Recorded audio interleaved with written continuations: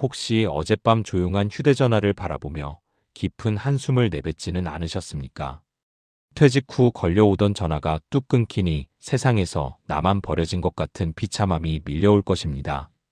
불러주는 곳 없어 소외감을 느끼고 억지로 모임에 나가 눈치를 살피는 당신의 모습은 참으로 애처롭습니다. 하지만 착각하지 마십시오. 그 전화기 너머의 인연들은 당신이 아니라 당신의 직함과 지갑을 보고 모여든 껍데기일 뿐입니다. 백년 사랑방입니다. 바로 본론으로 들어갑니다. 첫 번째, 인맥에 집착하는 것은 무너지는 모래성을 붙잡는 짓입니다. 많은 이들이 퇴직 후에도 과거의 화려한 인맥이 유지될 거라 믿으며 모임 주위를 기웃거립니다. 하지만 인간은 철저히 이기적인 존재입니다. 쓸모가 없어지면 가차없이 등을 돌리는 것이 인간의 본성입니다. 쇼펜하우어는 인간의 사교성은 그들의 내면이 비어있기 때문이라고 꼬집었습니다. 영혼이 가난한 자들끼리 모여 시간을 죽이는 일에 당신의 귀한 노후를 낭비하지 마십시오. 두 번째, 혼자 산책하는 시간은 타인의 노예에서 벗어나는 유일한 길입니다. 남의 눈치를 보며 억지로 웃음을 파는 행위는 스스로를 서서히 갉아먹는 독약과 같습니다. 인간은 본래 혼자 태어나 혼자 죽는 고독한 존재임을 인정해야 합니다.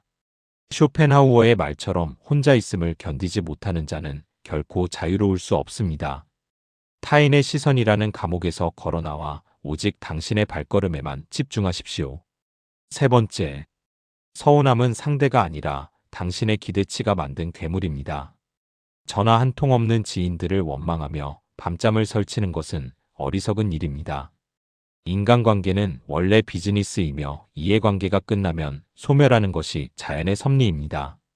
배부른 돼지가 먹이를 찾지 않듯 당신에게 얻을 것이 없는 이들은 오지 않는 법입니다. 기대치를 바닥으로 낮추고 타인에게 향했던 관심을 온전히 자신에게 돌리십시오. 네 번째, 고독은 비참함이 아니라 선택받은 자의 특권입니다.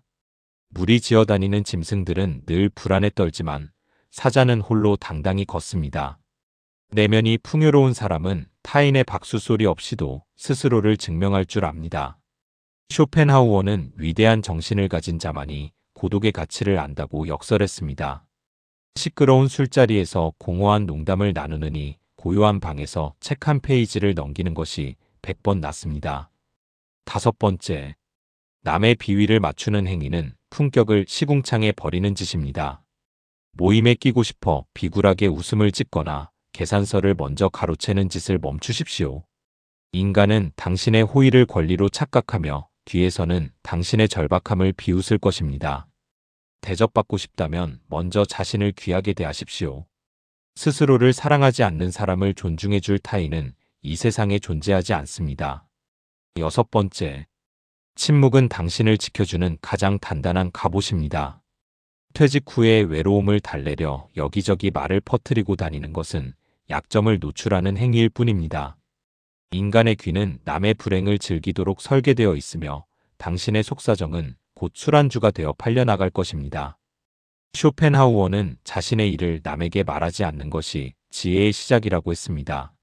입을 닫고 고요를 즐길 때 비로소 당신의 진정한 가치가 드러납니다. 일곱 번째, 진정한 친구는 없다는 사실을 받아들이는 것이 어른의 공부입니다.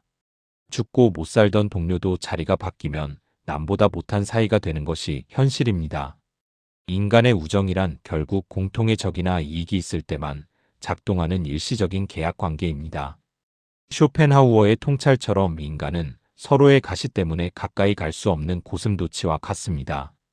적당한 거리를 유지하며 홀로 서는 법을 배우는 것만이 노년의 평안을 보장합니다. 자, 이제 마음을 열고 더 깊은 지혜의 숲으로 들어가 보겠습니다. 이번에는 벽창호 같은 사랑과 대화하며 속을 끓이는 당신의 미련함에 대해 깊이 파헤쳐 보겠습니다. 나이가 들수록 주변에 말이 통하지 않는 고집불통들이 늘어나는 것 같아 화가 치밀어 오르십니까? 내 말이 맞다고 소리를 높여봐야 돌아오는 것은 무시와 비아냥뿐일 것입니다. 어리석은 자를 가르치려 드는 것만큼 세상에서 제일 가는 시간 낭비는 없습니다. 첫 번째, 무식한 사람과 논쟁하는 것은 스스로 진흙탕에 뛰어드는 짓입니다. 상대의 잘못을 바로잡아주면 고마워할 거라 믿는 것은 순진한 착각입니다. 인간은 논리가 아니라 감정으로 움직이는 존재이며 자신의 무지가 탄로날 때 공격적으로 변합니다. 그라시안의 말처럼 어리석은 자와 논쟁하는 것은 그와 똑같은 수준이 되는 길일 뿐입니다. 수준 낮은 사람과 엮여 당신의 격을 떨어뜨리지 마십시오. 두 번째, 침묵은 무능함이 아니라 가장 강력한 공격 수단입니다. 내 옳음을 증명하려고 입을 열수록 상대에게 반격의 빌미만 제공하게 됩니다. 인간의 본성은 남의 가르침을 받는 것을 죽기보다 싫어하며 오히려 당신을 잘난 체하는 인간으로 낙인 찍을 것입니다. 그라시아는 지혜로운 자는 자신의 지식을 함부로 드러내지 않는다고 경고했습니다. 입을 닫고 가만히 지켜보는 것만으로도 상대는 제풀에 지쳐 떨어져 나갑니다. 세 번째, 허허 웃어넘기는 것은 상대를 향한 가장 품격 있는 무시입니다. 벽창호 같은 인간에게 화를 내는 것은 당신의 감정 주도권을 그에게 넘겨주는 꼴입니다. 인간은 자신에게 반응하는 사람을 먹잇감으로 삼아 괴롭히기를 즐기는 고약한 본성이 있습니다. 반응하지 마십시오. 그저 벽을 대하듯 허허 웃고 자리를 뜨는 것이 당신의 정신 건강을 지키는 유일한 상책입니다. 네 번째, 상대를 계몽시키겠다는 오지랖을 당장 쓰레기통에 버리십시오. 50년을 넘게 그렇게 살아온 인간이 당신의 말 몇 마디에 바뀔 거라 믿는 것 자체가 오만입니다.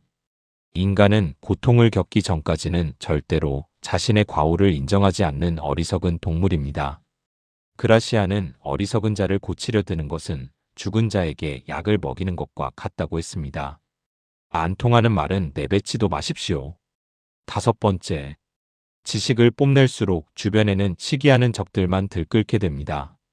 당신의 유식함이 상대의 열등감을 자극하는 순간 대화는 전쟁터로 변합니다. 인간은 자신보다 뛰어난 자를 존경하기보다 끌어내리고 싶어하는 추악한 본능을 가지고 있습니다. 그라시안의 조언처럼 태양 아래 모든 것을 드러내지 마십시오. 적당히 모르는 척하며 넘어가는 것이 무례한 세상에서 살아남는 고도의 처세술입니다. 여섯 번째, 화병은 상대 때문이 아니라 당신의 집착이 만든 결과물입니다. 상대를 이해시키겠다는 욕심과 내가 옳다는 아집이 당신의 가슴에 불을 지피는 것입니다. 타인은 당신의 마음대로 조종할 수 있는 인형이 아니며 각자의 지옥 속에서 살아갈 뿐입니다. 상대를 바꾸려 하지 말고 당신의 마음을 닫아버리십시오. 마음의 문을 걸어 잠그면 그 어떤 무례한 말도 당신을 상처 입힐 수 없습니다. 일곱 번째, 고유한 내면을 지키는 것이 100번 싸워 이기는 것보다 위대합니다. 소음 가득한 인간관계에서 벗어나 당신만의 평온을 유지하는 데 집중하십시오. 무식한 자와 입씨름하며 보낸 10분은 당신 인생에서 영원히 사라진 아까운 시간입니다. 그라시아는 평화로운 마음이야말로 인생에서 얻을 수 있는 가장 큰 보상이라고 했습니다. 가치 없는 인간에게 당신의 황금 같은 시간을 단 1초도 상납하지 마십시오. 자, 수만 번 고르시고 다음 지혜를 향해 나아가 보겠습니다. 이번에는 가족 앞에서도 절대 돈 자랑을 하지 말아야 하는 이유와 당신의 노후를 지키는 서늘한 지혜에 대해 파헤쳐 보겠습니다. 믿었던 사람에게 뒤통수를 맞고 가슴을 치며 후회하고 계십니까? 가까운 사이라 믿고 속마음을 털어놓았다가 소문이 퍼져 곤란해진 당신의 처지는 참으로 안타깝습니다. 하지만 명심하십시오. 당신이 배신당한 이유는 상대가 나빠서가 아니라 당신이 너무 많은 정보를 흘려 적에게 무기를 쥐어주었기 때문입니다. 첫 번째, 비밀을 털어놓는 행위는 상대에게 당신을 파괴할 권리를 넘겨주는 짓입니다. 아무리 가까운 사이라도 인간은 본질적으로 타인의 불행을 은밀히 즐기며 타인의 비밀을 자신의 영향력을 높이는 도구로 사용합니다. 한비자는 군주가 자신의 속내를 알리는 순간 신하의 노예가 된다고 경고했습니다. 당신의 약점과 미천을 드러내는 순간 상대는 당신을 존경하는 대신 통제하려 들 것입니다. 두 번째, 가족 사이의 돈 자랑은 평화를 깨뜨리는 가장 빠른 자살행위입니다. 피를 나눈 형제나 자식이라 해도 돈 앞에서는 남보다 못한 괴물이 되는 것이 인간의 추악한 본성입니다. 내가 이만큼 가졌다고 떠벌리는 순간 가족들은 당신의 노고를 기리기보다 당신의 지갑을 어떻게 나누어 가질지 계산하기 시작합니다. 한비자의 말처럼 인간은 이익을 쫓는 동물이지 의리를 쫓는 존재가 아닙니다. 세 번째, 자식 자랑은 타인의 시기심에 불을 지르는 어리석은 불장난입니다. 당신의 자식이 잘 나가는 소식은 남들에게는 극심한 열등감과 불쾌감을 주는 소음일 뿐입니다. 겉으로는 축하한다고 말하지만 속으로는 당신의 불행을 기도하는 것이 인간의 간사한 마음입니다. 자랑은 입 밖으로 나오는 순간 독화살이 되어 당신에게 돌아옵니다. 입을 닫고 침묵하는 것만이 불필요한 적을 만들지 않는 비결입니다. 네 번째, 지갑은 열대 입은 닫는 것이 노후를 평안하게 만드는 유일한 처세술입니다. 사람들은 당신의 지혜로운 조언이 아니라 당신이 내는 밥값에만 관심이 있습니다. 훈수를 두려워하지 말고 그저 조용히 지갑만 여십시오. 한비자는 신하를 다스릴 때 상벌을 분명히 하라 했듯이 노년의 인간관계도 철저히 보상과 침묵으로 다스려야 합니다. 말이 길어지면 품격은 떨어지고 무시만 당할 뿐입니다. 다섯 번째, 믿음이라는 단어 뒤에 숨은 위험을 직시하십시오. 영원한 내 편은 없으며 상황이 바뀌면 가장 가까운 이가 가장 무서운 적이 됩니다. 인간의 마음은 갈대와 같아 오늘의 동지가 내일의 배신자가 되는 것은 흔한 일입니다. 한비자의 가르침처럼 속마음을 쉽게 드러내지 마십시오. 그것은 적에게 당신의 목을 칠 칼자루를 쥐어주는 꼴입니다. 여섯 번째, 당신의 경제적 여유를 철저히 숨기는 것이 진정한 노후 대책입니다. 돈이 있다는 사실이 알려지면 주변에는 파리떼처럼 부탁하는 인간들만 꼬이게 됩니다. 거절하면 원수가 되고 들어주면 당신의 노후가 무너지는 외통수에 걸려들지 마십시오. 가난한 척할 필요는 없으나 굳이 풍족함을 뽐낼 이유도 없습니다. 평범함을 가장하여 당신의 곳간을 지키는 것이 지혜입니다. 일곱 번째, 남의 시선을 신경 쓰는 순간 당신의 행복은 타인의 손에 넘어갑니다. 남들이 나를 어떻게 볼까 두려워 정보를 흘리고 자랑을 늘어놓는 것은 자존감이 낮다는 증거일 뿐입니다. 한비자는 타인의 눈치를 보는 자는 결코 권위를 세울 수 없다고 했습니다. 당신의 가치는 타인의 평가가 아니라 당신이 가진 고유한 힘에서 나옵니다. 타인의 시선이라는 감옥에서 탈출하여 오직 자신만을 위한 성벽을 쌓으십시오. 여기서 끝이 아닙니다. 자, 숨 한번 고르시고 더 깊은 인간의 본성을 파헤쳐 보겠습니다. 이번에는 며느리나 사위의 무심한 태도에 서운함을 느끼며 화병을 키우는 당신의 어리석음을 파헤쳐 보겠습니다. 명절이나 가족 모임 후에 밀려오는 공허함에 밤잠을 설치고 계십니까? 정성을 다해 키운 자식과 그 배우자들이 당신을 소홀히 대한다는 생각에 배신감마저 드실 것입니다. 하지만 정신 차리십시오. 당신을 괴롭히는 것은 그들의 무심함이 아니라 대접받고 싶어 안달난 당신의 비굴한 기대치일 뿐입니다. 첫 번째, 자식에게 대접받으려는 욕망은 노후를 망치는 지름길입니다. 많은 부모가 내가 해준 게 얼마인데라며 보상 심리에 젖어 살지만 인간은 본래 화장실 들어갈 때와 나올 때가 다른 간사한 존재입니다. 에픽테토스는 우리를 괴롭히는 것은 사건 자체가 아니라 그 사건에 대한 우리의 판단이라고 갈파했습니다. 그들이 당신을 무시하는 것이 아니라 당신이 무시당한다고 느끼는 그 열등감이 당신을 찌르는 칼날입니다. 두 번째, 기대가 크면 실망도 크다는 사실을 뼈에 새기십시오. 인간은 이기적인 동물이라 자신의 가정을 챙기느라 부모의 노고 따위는 안중에도 없는 것이 자연의 섭리입니다. 자식의 효도를 당연하게 여기는 순간 당신의 불행은 시작됩니다. 에픽테토스의 말처럼 당신이 통제할 수 없는 타인의 마음을 붙잡으려 애쓰지 마십시오. 기대치를 바닥으로 던져버려야 비로소 마음의 평안이 찾아옵니다. 세 번째, 며느리와 사위는 남이라는 사실을 인정하는 것이 진짜 어른의 공부입니다. 가족이라는 이름으로 선을 넘고 가르치려 드는 오지랖을 당장 멈추십시오. 인간은 자신의 영역을 침범하는 존재를 본능적으로 경계하고 혐오합니다. 에픽테토스는 외부의 일에 일희일비하는 자는 평생 노예로 살게 된다고 경고했습니다. 그들이 전화를 하든 말든 당신의 하루는 그들과 상관없이 고귀해야 합니다. 네 번째, 행복의 주도권을 자식의 손에 쥐어주지 마십시오. 자식이 살갑게 굴면 웃고 무심하면 울상이 되는 당신의 모습은 참으로 나약합니다. 인간의 감정은 갈대와 같아서 오늘 잘하다가도 내일 등 돌리는 것이 다반사입니다. 에픽테토스는 진정한 자유는 자신 안에 있다고 했습니다. 남의 태도에 따라 흔들리는 가짜 행복을 버리고 혼자서도 충분히 빛나는 단단한 내면을 구축하십시오. 다섯 번째, 정성을 다했으니 돌려받아야 한다는 거래 정신을 버리십시오. 부모의 사랑은 조건 없는 헌신이어야 하며 그 대가를 바라는 순간 그것은 추잡한 고리대금업으로 변질됩니다. 인간은 빚진 마음을 느끼면 고마워하기보다 그 자리를 피하고 싶어하는 본능이 있습니다. 주었으면 그것으로 끝입니다. 에픽테토스의 가르침대로 이미 지나간 일에 집착하지 말고 현재 당신의 삶에만 집중하십시오. 여섯 번째, 무심한 태도에 분노하는 것은 당신의 자존감이 무너졌다는 증거입니다.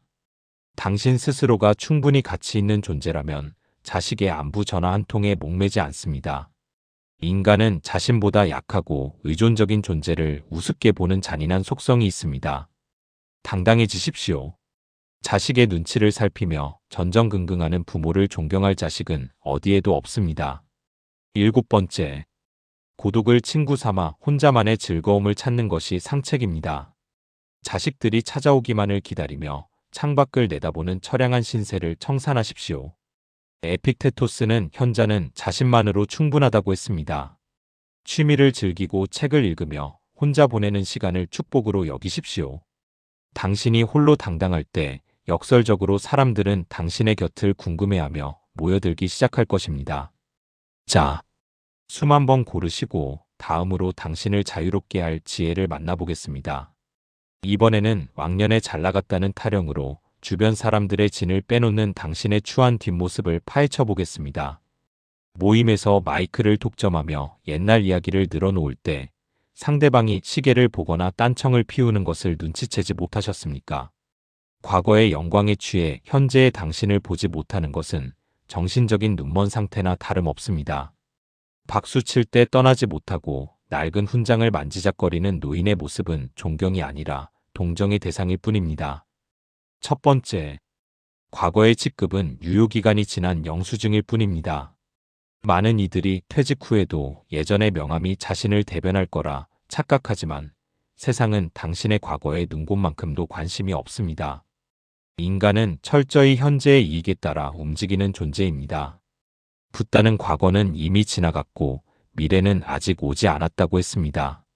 지금 당신은 그저 힘 빠진 노인일 뿐이라는 냉혹한 현실을 받아들이십시오. 두 번째, 왕년의 무용담은 타인에게는 고문에 가까운 소음입니다. 당신에게는 찬란한 기억일지 몰라도 듣는 이에게는 지루한 반복 재생일 뿐입니다. 인간은 자신보다 잘난 체하는 사람을 본능적으로 혐오하며 멀리하려 듭니다. 붓다의 가르침처럼 집착이 고통을 낳는 법입니다. 과거의 나에 집착할수록 현재의 인맥은 썰물처럼 빠져나가 당신을 고립시킬 것입니다. 세 번째, 꼰대 취급을 받는 순간 당신의 품격은 시궁창으로 처박힙니다. 가르치려 들고 훈수 두는 행위는 상대방을 아래로 보고 있다는 오만의 발로입니다. 요즘 젊은이들은 권위주의를 경멸하며 당신의 경험을 낡은 유물로 취급합니다. 붓다는 오직 현재에 머물라고 했습니다. 입을 닫고 경청하는 법을 배우지 못한다면 당신의 노후는 지독한 외로움으로 채워질 것입니다. 네 번째, 명예에 대한 갈구는 허상을 붙잡으려 애쓰는 미친 짓입니다. 한때의 화려함은 인연이 다해 사라진 신기루와 같습니다. 그것을 붙잡으려 할수록 당신의 영혼은 피폐해지고 현실의 초라함만 부각될 뿐입니다. 붓다의 말처럼 만물은 변하며 영원한 것은 없습니다. 변해버린 당신의 위치를 인정하고 어깨에 들어간 헛된 힘을 지금 당장 빼십시오. 다섯 번째, 옛날 이야기에 집착하는 것은 현재의 무능함을 증명하는 꼴입니다. 지금 보여줄 것이 없으니 자꾸 뒤를 돌아보며 과거의 조각들을 끌어모으는 것입니다. 인간은 생기가 없는 죽은 지식보다 살아있는 현재의 향기에 끌립니다. 과거를 지워버리십시오. 붓다는 지나간 일에 매달리는 자는 마른 갈대처럼 시든다고 경고했습니다. 여섯 번째, 인맥이 끊기는 이유는 당신이 소통이 아닌 일방적인 배설을 하기 때문입니다. 대화는 주고받는 호흡이지 당신의 잘난 점을 배설하는 창구가 아닙니다. 당신의 말을 끊고 싶어 안달난 상대방의 표정을 보지 못하는 무지는 죄악입니다. 붓다의 침묵은 수만 마디의 말보다 강력한 힘을 가졌음을 기억하십시오. 말을 줄일수록 당신의 가치는 올라갑니다.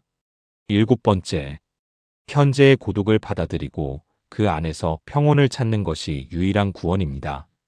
남들이 알아주기를 바라는 국어를 멈추고 혼자 있는 시간의 고귀함을 깨달으십시오. 붓다는 자기 자신을 등불로 삼으라고 했습니다.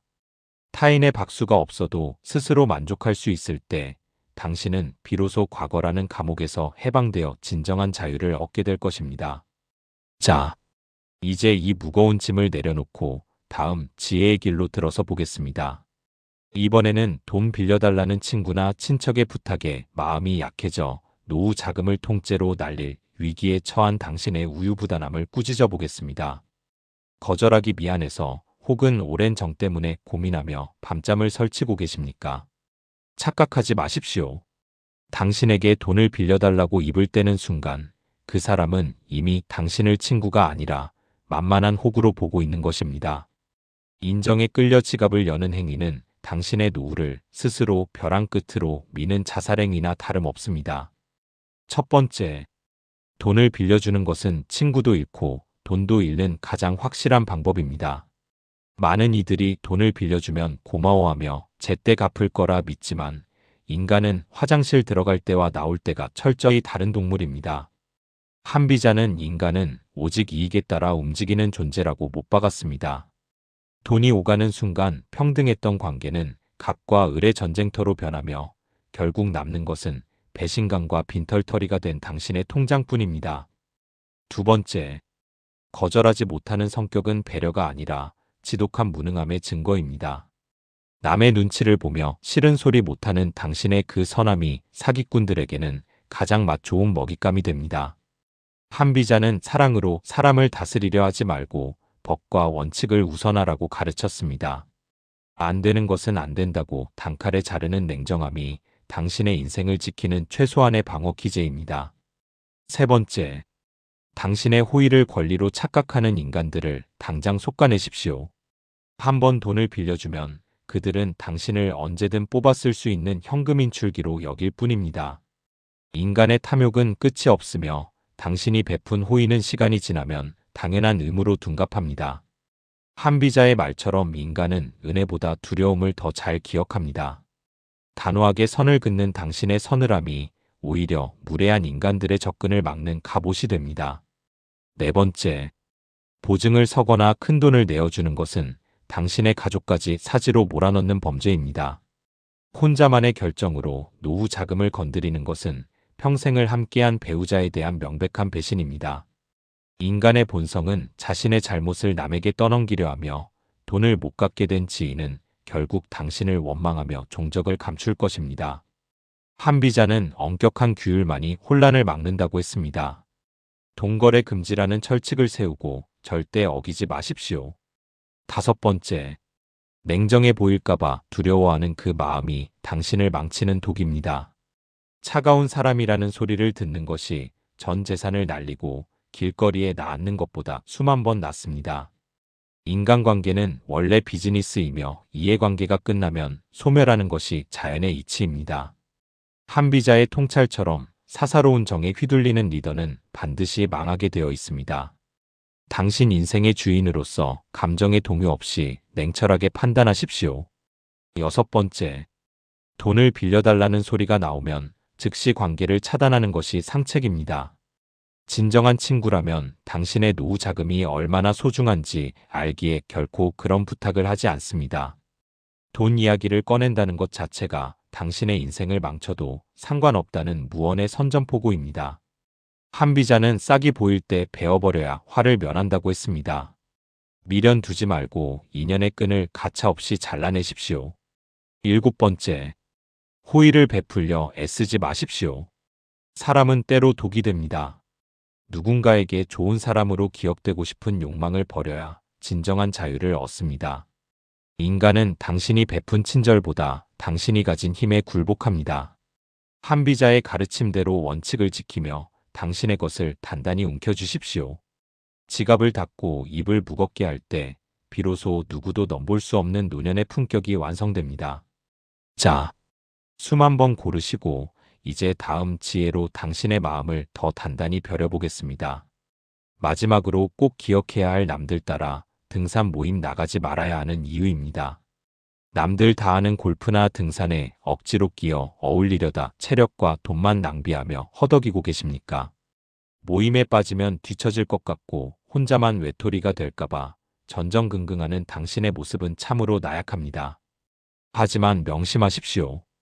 무리 속에 섞여야 안도감을 느끼는 것은 스스로를 책임질 힘이 없는 나약한 자들의 습성일 뿐입니다.